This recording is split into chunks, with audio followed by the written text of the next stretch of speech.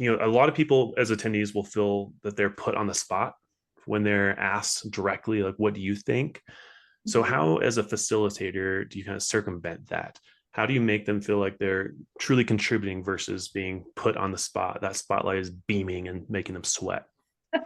Right. It's like, how do we make people feel comfortable to contribute? I love this question because it really speaks to the different experiences within a group. And we all of us have brains that sort of have a preference for order and predictability, but we have different levels of reactions to what can be deemed as a threat response. And we know that for a lot of people, public speaking is terrifying. Like it stimulates that threat response. And when that threat response is stimulated, we do this convenient thing where our brain shuts down and we can not think and not talk. And so that feels like the stakes become really high when you're in a room with your boss or your skip level boss or whatever it is. So I think it's important as the facilitator to remember that it's my job to try to set people up for success. So we think about what is the level of risk in the room, who's here, what am I asking of people?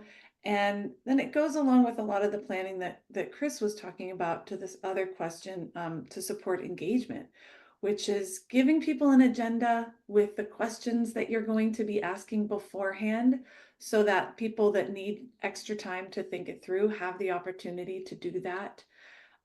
And then if you do bring up a question that is new that people haven't heard, give some time that's quiet that people can consider that question. Say, okay, here's the question on the table. Let's take 2 minutes to consider this quietly, jot some notes down. That gives everybody a chance to be on sort of a level playing field when it comes to thinking through their ideas and expressing them.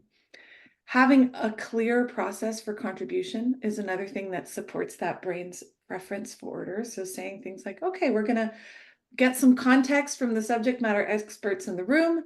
Then we're going to be looking for comments and questions. I'm going to be going to this department, then that department, then that department.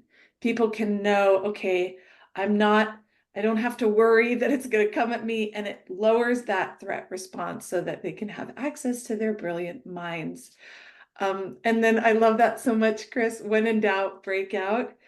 That's always a really helpful thing to do if you're noticing that you're asking people to do something that's really complex, or there's a high level of risk in the room, like people might feel afraid to speak in front of certain roles, or there isn't a sense of psychological safety on the team that you have, then do breakouts, do small groups, do partner sharing, and then people can share, like, this is what we came up with together.